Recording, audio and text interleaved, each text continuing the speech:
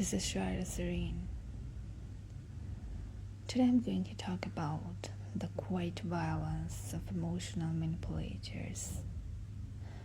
When he says, "Hey, you're the only one, trust me."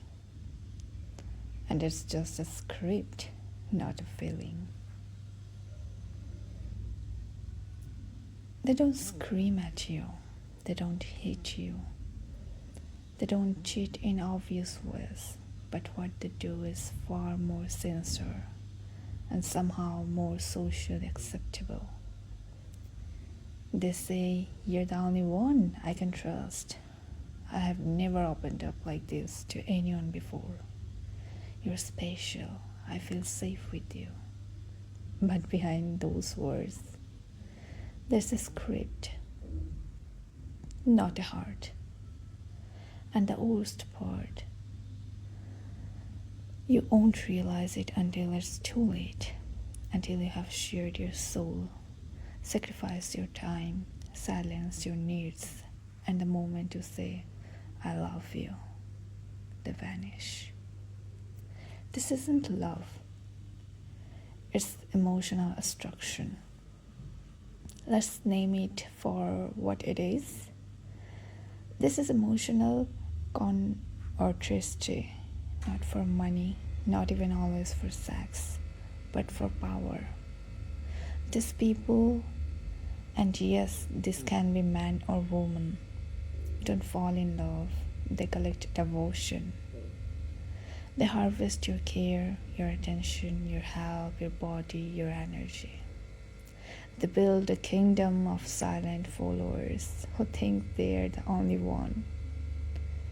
And when you start needing something real back, like honesty, clarity, commitment, they recoil like you have betrayed them. You changed. You're too emotional now. You're making this too intense. You're pressuring me. You're not the same girl I made.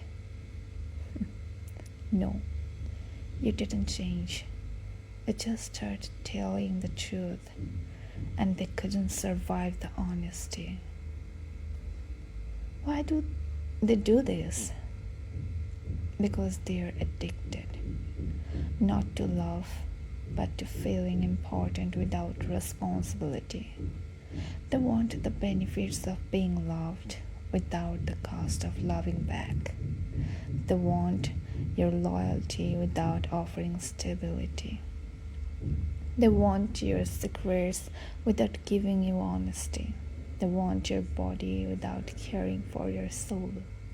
And when you finally break, because your silence became too heavy, they step back, point at you, and tell the world, "She's obsessed with me, she's giving me trauma, she's mentally sick." They weaponize your life story into a self-defense narrative. And you? You are left carrying the shame for a crime you didn't even commit. This is not a bad love story. This is emotional abuse. The world doesn't always take this seriously because it doesn't leave bruises. But let me tell you, betrayal like this leaves scars you can't see. You start doubting your own worth. You question your intuition. You feel shame for loving too deeply. You apologize for needing clarity. You start calling yourself too much. This is not heartbreak. This is psychological damage caused by someone who never intended to stay, only to extract. The healing starts when you stop blaming yourself. You're not too emotional. You're not mentally sick. You're not hard to love. You're just someone who trusted a mask because it smiled so beautifully, because it said all the right words. But now you know, love doesn't make you doubt yourself, but manipulation does. What comes next? Stop romanticizing confusion. If you are always wondering what you were to someone, you're being emotionally used. Start honoring your gut. The anxiety wasn't paranoia, it was truth in disguise. Learn to walk away before you beg to be seen.